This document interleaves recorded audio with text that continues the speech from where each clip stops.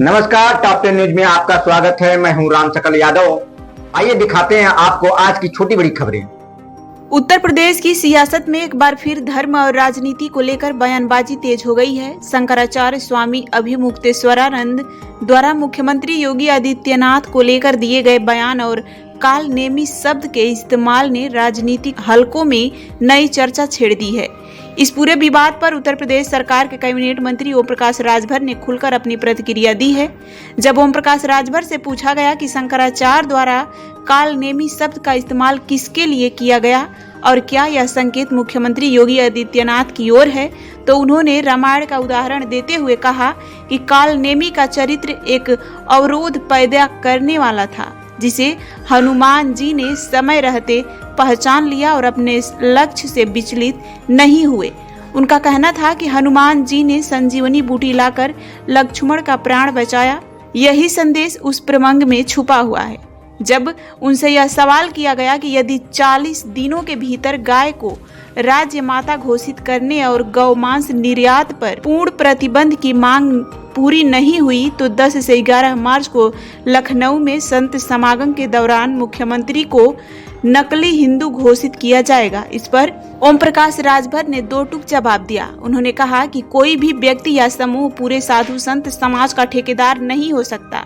देश और प्रदेश संविधान से चलता है और सरकार को संविधान के दायरे में रहकर ही निर्णय लेने होते हैं। उन्होंने साफ किया कि मुख्यमंत्री योगी आदित्यनाथ जो कर रहे हैं वही सही दिशा में कर रहे हैं। इसके बाद जब शंकराचार्य स्वामी अभिमुक्तेश्वरानंद के उस बयान पर प्रतिक्रिया मांगी गई, जिसमें उन्होंने 1966 जैसी स्थिति बनने और खुद को परेशान किए जाने का आरोप लगाया, तो ओम प्रकाश राजभर ने कहा कि प्रदेश में किसी को भी परेशान नहीं किया जा रहा है। वहीं उन्होंने कहा कि आज उत्तर प्रदेश का माहौल पूरी तरह बदला हुआ है।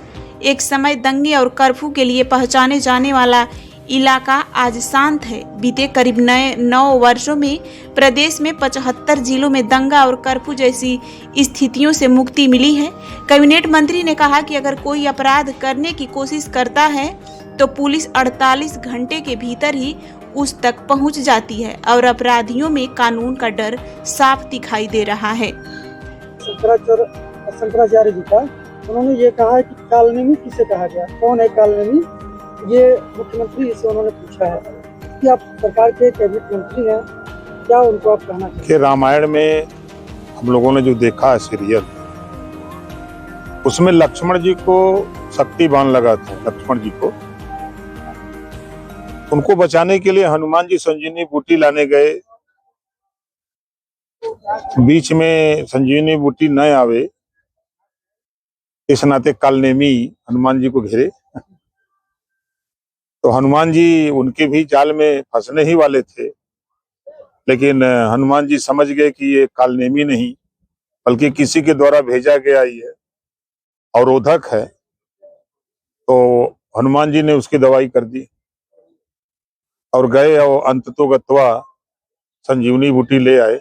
लक्ष्मण जी का प्राण बचा। तो वो यही जानना चाह रहे कालनेमी है कौन। अब वो खुद समझदार है, समझ सकते हैं। अच्छा, एक चीज और उन्होंने कहा कि मुख्यमंत्री जी के पास 40 दिन का समय है गाय को राज्य माता घोषित करने और गोमांस के निर्यात पर पूर्ण प्रतिबंध की घोषणा अगर यूपी सरकार नहीं करेगी तो 10-11 मार्च को लखनऊ में संत समागम करके सीएम योगी आदित्यनाथ को नकली सनातनी हिंदू घोषित कर देंगे। देखिए, पूरे साधु संतों को ठेकेदार हैं कि नेता हैं? पूरे साधु संतों के वो नेता हैं, तो साधु संतों की बात माने होते ना। वो अकेले अपने के नेता हैं। साधु संत महात्मा अपने के लिए हैं।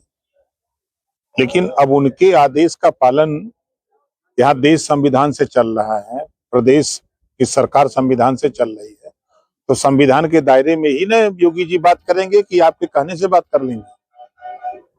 योगी जी जो कर रहे हैं वो बहुत सही कर रहे हैं। हाँ। एक आखिरी सवाल और रह गया, तो उनका यह भी बयान है कि 1966 वाली स्थिति बन गई है, तब भी सरकार ने करपात्री जी महाराज को परेशान किया था और आज सीएम योगी जी और उनके खास रामभद्राचार्य द्वारा मेरे खिलाफ योजना बना करके उन्हें परेशान किया जा रहा है। कोई किसी को कोई परेशान नहीं कर रहा है। संविधान में कोई भी व्यक्ति कानून को अपने हाथ में लेने की कोशिश करेगा तो कानून के साथ काम करेगा। यही है प्रदेश का माहौल। आज कम से कम इतना तो योगी जी के राज्य में है ना। हम जहां आजमगढ़ में खड़े हैं, दंगे होते थे, कर्फ्यू लगते थे, पूरे प्रदेश का इतिहास था। आज 9 साल लगभग पूरा होने जा रहा है। कहीं प्रदेश में 75 जिले में कहीं दंगा हुआ, कहीं कर्फ्यू लगा। प्रदेश में दंगा और कर्फ्यू से मुक्ति मिली।